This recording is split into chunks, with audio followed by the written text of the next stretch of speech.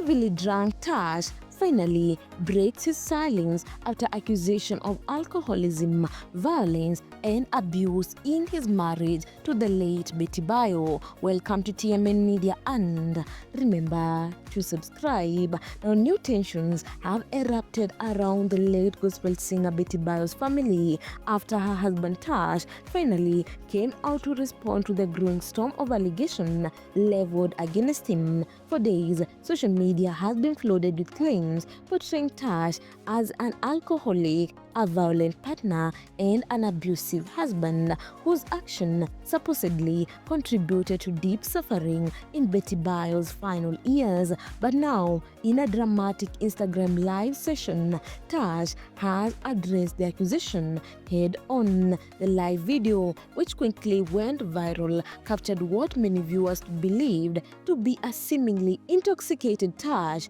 though he never admitted to being drunk during the session. Emotionally charged and clearly frustrated, he insisted that the narrative being pushed about him is completely false and unfair. One of the most circulated accusations was that Tash alleged alcoholism destabilized their marriage. Responding to these, he admitted openly that he enjoys partying and drinking, but strongly denied the claim that his lifestyle harmed Betty in any way. "It's true I love partying and drinking," he said during the live stream, "but that was never an issue between me and Betty. I always made sure I drank responsibly." He emphasized that people were dragging his personal habits into the conversation to paint him as irresponsible and toxic. Yet, according to him, Betty never had a problem with how he lived his life.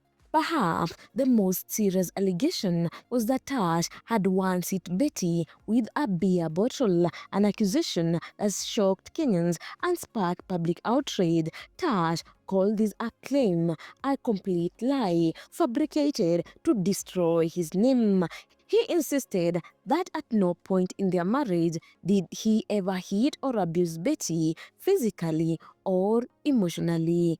That story of hitting her with a beer bottle is entirely false and it never happened, he said firmly. He argued that narratives of violence were being pushed deliberately to make him look like a monster at a moment when he was still mourning his dear wife. Addressing child custody, Tash clarified that the late singer's children, Sky and Danny, had freedom in choosing who they preferred to live with. According to him, there has never been any instance where he blocked their biological father, aunt or grandmother from visiting or having access to them. This part of his message was particularly emotional as he lamented that people were using their children to fuel drama at a time when they needed peace, stability, and protection the most. Another explosive claim came when individuals alleging that Tash had taken control of Betty's properties and finances. In the live stream, he addressed this directly.